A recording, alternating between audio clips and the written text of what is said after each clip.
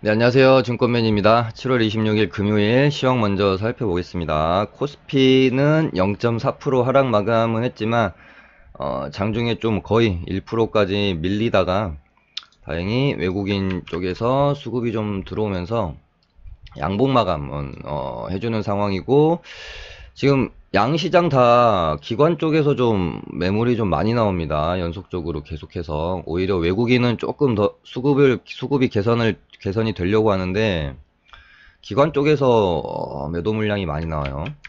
그나마 코스피는 일단 여기서 만약에 여기 지지받고 반등이 나온다고 하면 쓰리바닥으로 돌리는 모습이기 때문에 바닥을 좀 견고하게 다질 수도 있는 그림이 아직까지는 나쁘지 않습니다. 근데 여기서 코스피도 여기서 또 이런 식으로 무너지면 뭐 1차, 2차 뭐 이렇게 2000포인트 테스트 하러 가는 그림이 나올 수밖에 없겠죠. 그래도 그나마 코스피는 좀 그림이 아직은 희망이 있다. 근데 문제는 코스닥이에요. 진짜 희망이 없습니다. 전저점 여기 전저점 깼고 그 다음에 650포인트를 그래도 어느 정도의 지지선으로 보고 있었는데 650도 시원하게 종가상 아예 그냥 이탈해버리는 모습이었죠. 그러니까 목요일날 얘가 650을 살짝 깼다가 또 종가상은 또 꼬리 달면서 652로 말아주니까 또 뭔가 또 기대를 하게 만드는 그런 계속해서 그런 그림이에요. 그리고 이런 구간들에서도 뭐 이런 상승 구간에서 메이저 수급이 뭐 제 방송 보시는 분들은 정말 매일같이 말씀드렸던 부분이잖아요. 수급이 개선이 안 되는 한 코스닥은 뭐 아직 뭐 뭔가 바닥을 잡기에 좀 멀었을 수도 있다. 물론 또 여기서 반등이 나올 수도 있겠죠. 근데 이 반등이 지금 계속 뭐 이런 구간에서의 반등처럼 N자 하락의 그냥 과정에 있는 하나의 그냥 반등 으로 끝나버리는 거잖아요. 이렇게 또 반등 뭐 하루 이틀 반등에 또 하락하고 그래서 얘가 바닥이 잡히려면 반등이 강력하게 좀 하루 이틀 3일 정도는 나와줘야 되는데 그 반등이 나오는 시점에서 개인이 좀 팔아줘야 돼요. 개인이 매도세가 나와야 됩니다. 그러면서 외인기관 좀 양매수로 같이 들어와야지 이게 확실히 바닥이 잡혔다라고 볼 수 있을 것 같은데, 이때 반등할 때 이때도 그렇고 쌍바닥 만들 때도 그렇고 그렇게 뭐 메이저 수급이 들어오면서 만들어낸 반등 자리들이 아니에요. 오히려 이런 구간들은 다 개인 수급으로 만들어낸 자리들이었거든요. 반등 자리들. 그래서 제가 7월 8일날 이날 음봉이 떨어질 때 제가 영상에서도 7월 8일 영상 보시면 증시 폭락 이제 시작일 수도 있다라고 좀 저는 상당히 부정적으로 바라봤거든요. 근데 그러고 뭐 하루 더 떨어지고 반등 시원하게 나오니까 무슨 시장이냐 바닥 다지는 거다 뭐 이렇게 말씀하시는 분들 많았는데, 우리가 단순히 이런 짧은 흐름 하루 이틀 3일 반등 나왔다고 해서 이런 하락 구간의 과정 안에 있다고 생각하지 못하고 자꾸 이제 매수를 하게 되는 것 같습니다. 그리고 이 정도 이제 650포인트 정도 깼으면, 이 정도 자리 이제 깼으면 어느 정도 좀 공포 구간으로 진입한다고 저는 생각을 해서 개인 쪽에서 매도가 나올 줄 알았거든요. 근데 언제까지 이제 개인의 매수세가 이어지는 한 시장은 하락을 멈추지 않을 것이다라는 게 저의 생각입니다. 정말 겁에 질려서 개인들이 물량을 던지는 그런 정도의 어떤 타이밍이 와야 메이저 수급이 좀 돌아서면서 바닥을 잡지 않을까 싶은데, 일단은 650까지는 한 번 더 떨구면 그때는 개인들도 뭔가 좀 매수의 여력이 좀 이제는 좀 없지 않겠느냐 그런 생각도 드는데, 뭐 신용장고도 지금 상당히 높은 상황이고요. 아무튼 좀 제발 이쯤에서 바닥이 좀 제발 좀 잡혔으면 하는 그런 바람이 있습니다. 그리고 뭐 MSCI 지금 중국 A주에 또 비중이 좀 늘어났다라고 제가 조금 봤어요. 그래서 그쪽으로도 좀 비중이 옮겨갈 수도 있는 뭔가 좀 그것 또한 우리 증시에 좋은 뭐 악재라고 봐야 되잖아요. 그래서 지금 우리 증시를 둘러싸고 있는 뭐 대내외 모든 여건 환경들이 정말 단 한 개의 호재도 없이 전부 그냥 악재입니다. 전부 악재. 미중 관계도 뭐 좋아지는 듯 하더니 다시 그 좀 또 가시밭길을 걷고 있고, 경제 성장률도 우리 이제 나라 증시 자체 경제 성장률도 좋지 않고, 기업들의 영업이익률도 그렇고, 모멘텀이 상승을 해야 할 모멘텀이라고는, 만약에 여기서 더 떨어진다라고 하면 그냥 뭐 그냥 저평가 국면이라는 거 말고는 뭐 이렇게 상승해야 할 모멘텀이 없는 것 같아요. 거기다가 뭐 일본의 경제 보복도 말씀드린 것처럼 장기화 계속 이날 제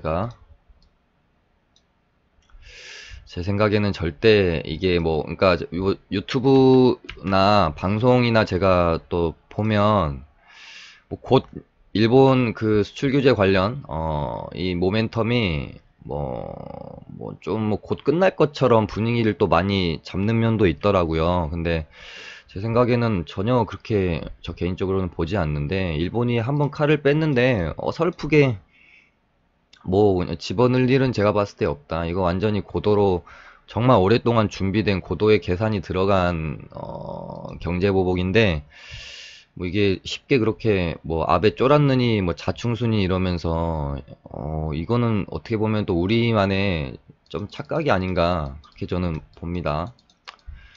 근데 그거랑은 또 반대로 일본 경제보복 테마주가 또 움직이는 건 또 별개인 것 같아요. 이것 또한 야, 이렇게 강력한 테마가 이렇게 뭔가 좀 모습이 약할 수가 있나 싶은 그런 모습을 보이고 있습니다. 그것 또한 장이 안 좋다라는 반증일 수밖에 없고요. 장이 안 좋으니까 뭐 테마주들도 힘을 좀 못 쓰는 것 같고요.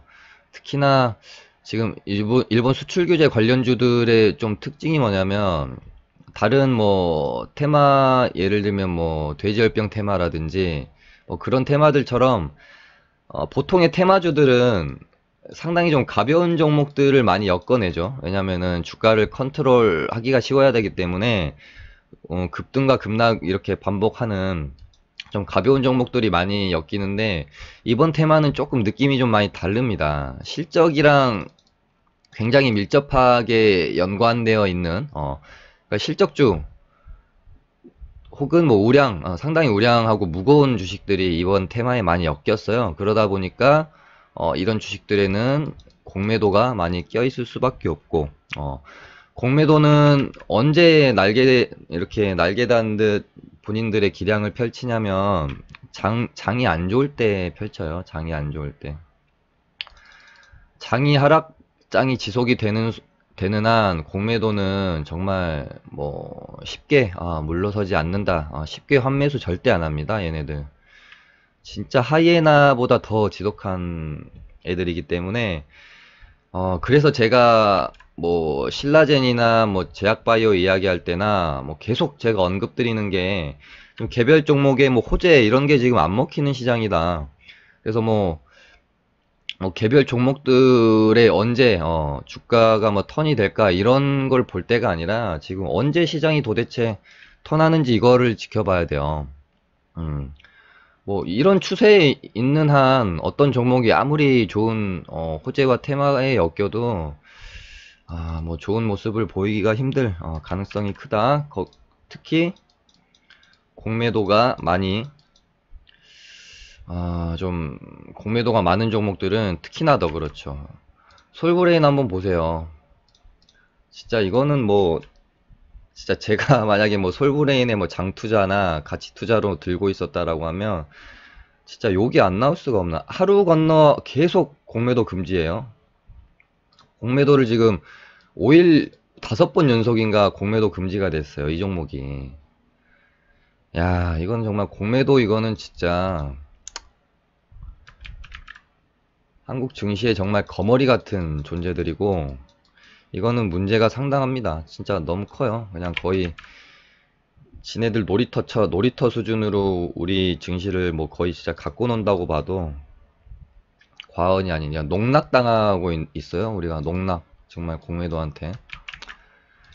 마음이 참 아픕니다. 그래서 동진 세미캠도 마찬가지고 동진 세미캠도 공매도가 좀 많습니다. 솔브레인은 뭐 말할 것도 없고요. 뭐 신라젠도 공매도 너무 많고 바이오주들도 마찬가지죠. 셀트리온도 공매도 엄청 많고 그러니까 시장도 안 좋고 장도 상당히 하락세에 있는 상태에서 아주 강력한 테마가 출현을 했지만 그 가운데서 뭐 좀 이렇게 비교적 가벼운 종목들은 좋은 모습을 많이 보였어요. 먹을 구간을 많이 주고. 근데 그 안에서 오히려 실적 탄탄하고 좀 무거운 종목들은 공매도에 의해서 좀 흐름 자체가 그렇게 생각보다 테마의 힘에 비하면 좀 주가 흐름이 그렇게 좋지 않다 라고 지금 보고 있습니다. 그래서 지금 일단은 뭐 다른 거 다 떠나서 제가 방송에서도 650포인트를 코스닥이 650포인트를 종가상 이탈하고 마무리를 하면 저는 뭐 물론 여기서 급반등이 나올 수도 있는데 최소한 바닥 잡히는 모습이 확인되기 전까지 좀 매매를 쉴까도 생각 중이다라고 계속해서 제가 뭐 이런 부분에서도 계속 말씀드렸었거든요.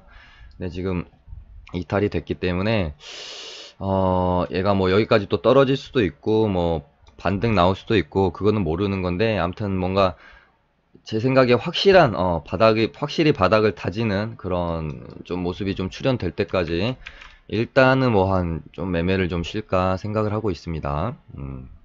이런 부분들이 중요해요. 멈출 때 또 멈출 줄 알아야 되고, 장이 안 좋다고 생각이 되면 비중도 줄일 줄 알아야 되고, 또 장이 좋다고 생각이 되면 과감하게 비중도 또 늘릴 줄 알아야 되고, 이런 것들이 중요하죠.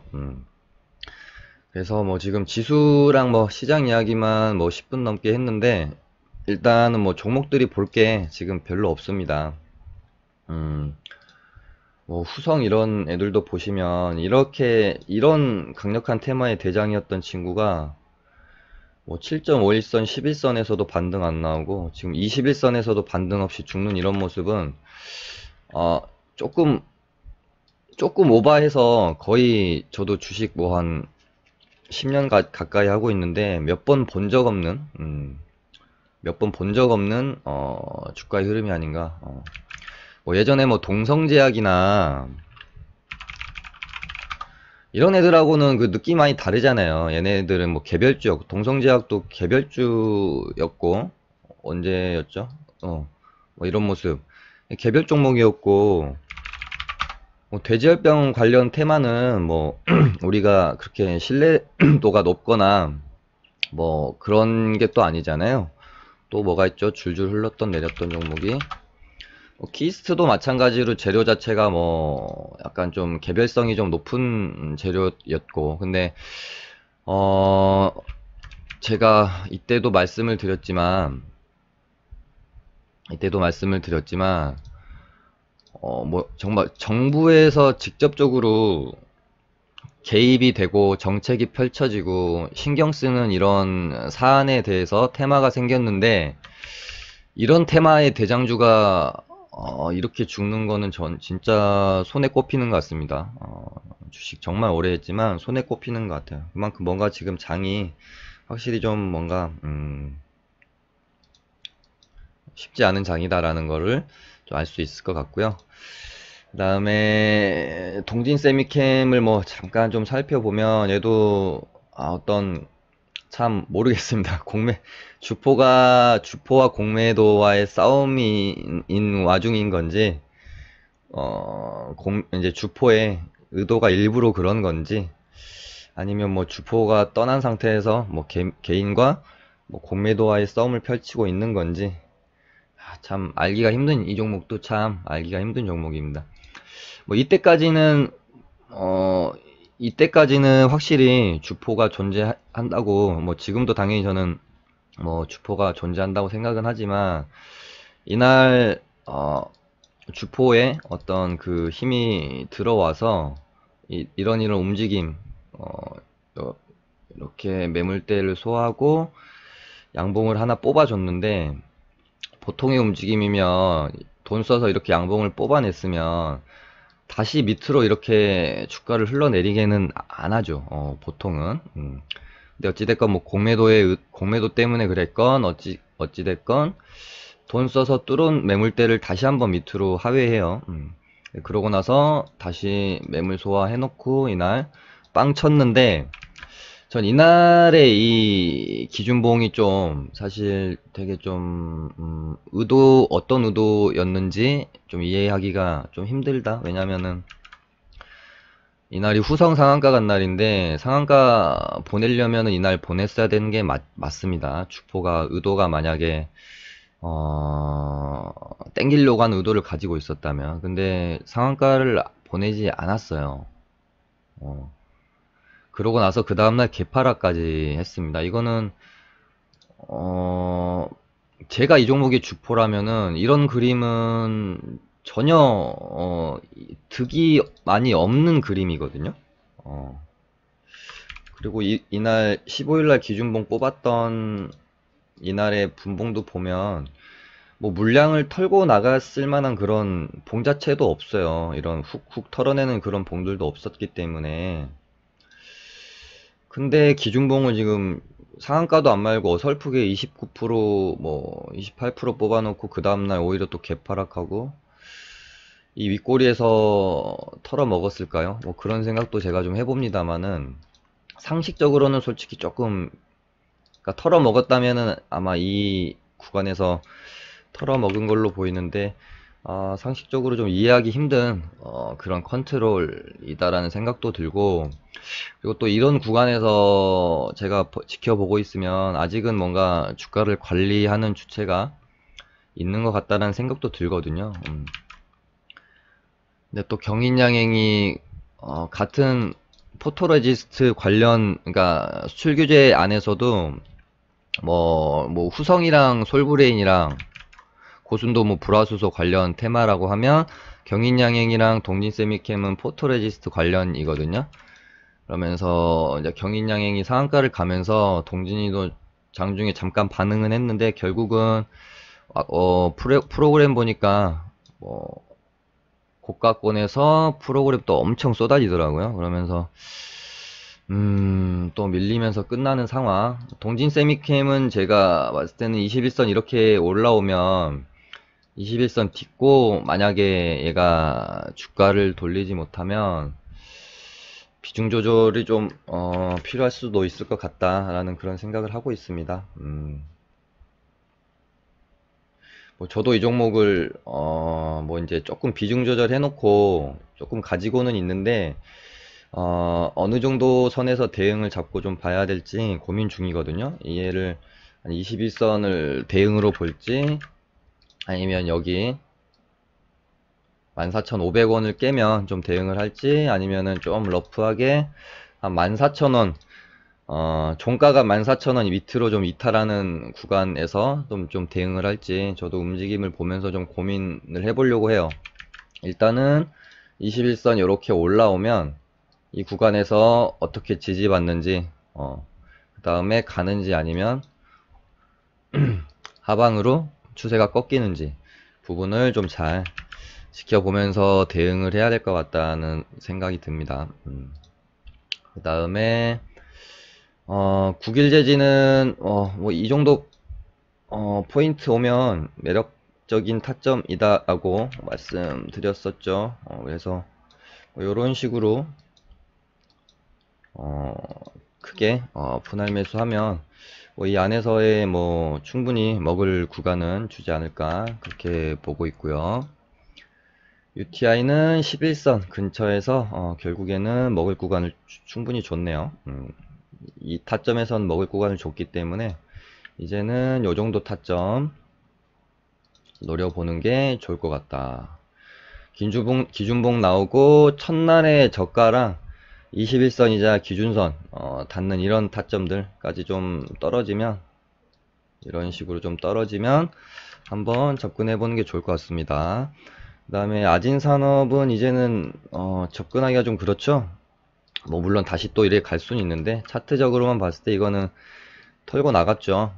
뭐 다시 뭐 손바뀜 일어나서 올릴 수도 있겠지만, 그거는 우리가 차트를 읽어내서 알 수 있는 영역은 아니에요. 이거는 이제 끝난 것 같고요. 그다음에 경인양행이 새롭게 좀 수출 규제 관련주가 지금 보니까 제가 보면 계속 돌고 도는 것 같아요. 그 안에서 개별적으로 순환매가 지금 돌고 있는 상황이고, 나쁘지 않습니다. 거래도 충분히 실렸고, 이런 앞선에서 준비도 좀 된 듯한 모습이고요. 차트도 되게 이뻐요.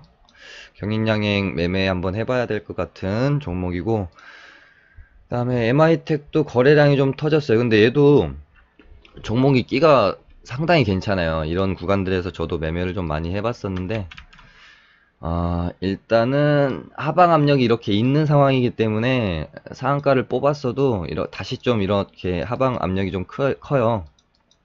그래서 어디서 지지 구간을 만들고 돌리는지 확인하면서 좀 매매를 해야 될 것 같고요.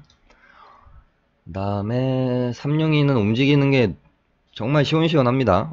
정말 시원시원한데, 뭔가 주가의 흐름이 좀 이렇게 패턴이 어려운 패턴이어가지고 일단은 좀 지켜봐야 될 것 같고요. 좀 움직임이 너무 어려워요, 이 친구는. 그 다음에 일진다이아도 지금 뽑아놓고 죽여놓은 상태잖아요. 여기서 뽑아놓고 죽여놓고 다시 뽑을 수 있는 그림으로 갈 확률이 꽤 높다라고 좀 보여집니다. 한번 지켜보시고, 그 다음에 그래핀 관련주들. 그래핀 관련주 중에는 XINC랑 국일재지 두 개만 보면 되지 않을까 싶네요. 굳이 크리스탈 신소재까지 볼 필요는 없을 것 같습니다. 국일재지랑 XINC랑 둘이 돌아가면서 계속 치는 모습이기 때문에 이렇게 되고, 후성은 좀 힘드네요. 흐름이 21선에서 조차도 반등이 안 나올 거라고는 정말 생각 못 했어요. 여기서는 솔직히 반등 나올 줄 알았거든요. 봉 하나 정도는 뽑을 줄 알았는데, 여기가 딱 이 매물대를 넘어섰던 구간이고, 여기랑 21선이랑 또 중요한 지지 구간이 두 개나 겹치는 자리이기 때문에 여기서는 반등이 나올 줄 알았는데 여기서도 안 나오는 모습. 좀 힘든 종목입니다. 다음에 용투코리아도 21선 윗 구간에서 지지고 볶고 있는 상황이고, 모나미도 뭐 화장품 사업을 진출한다고 하면서 결국은 이 가격대를 깨지 않고 계속해서 이런 식으로 강한 모습을 보이고 있습니다. 일지테크는 여기 뭐 21선에서 반등 한번 나왔고, 여기 이 매물대에서 반등 한번 나왔고 죽는 모습. 일지테크는 이제는 좀 매매할 자리가 이제는 좀 없지 않나 싶네요. 이 구간에서는 뭐 매매할 구간이 뭐 한 이 정도까지 또 조정을 받아야 타점이 오기 때문에. 그 다음에 서암도 21선 반등 나왔네요. 마이크로 프렌드는 여기서 이런 식으로 이제 가다가 이렇게 또 한 번 가지 못하고 한번 이렇게 죽는 모습. 딱 이 타점에서 일단 반등이 나왔죠. 이렇게 지지저항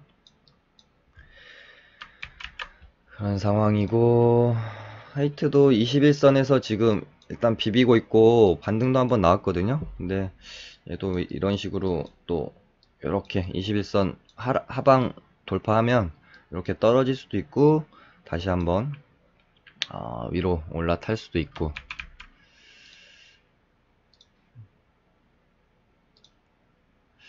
캠트로스가 제가 지금 보고 있는 일본 수출 규제 관련주 중에서 이 친구들은 쉽게 죽을 것 같은 느낌이 아니다라고 지금 보는 게 이렇게 한번 올려보겠습니다. 캠트로스랑 경인양행은 당연히 지금 상한가 갔으니까 그렇고 지금 쉽게 죽지 않고 흐름이 좀 이렇게 계속해서 뭐 2차 상승까지도 한번 이어질 수 있을 만한 종목이 뭐가 있을까 한번 보면은 캠트로스랑 모나미, 그 다음에 일지테크는 이제 좀 어려워지는 게 아닌가 싶고요. 신성통상도 아직은 죽지는 않은 것 같은데 여기를 지켜줬으면 좋았을 텐데 여기를 이런 식으로 지키다가 요렇게 모나미랑 캠트로스처럼 이렇게 갔어야 되는데 한 단계 떨어졌어요.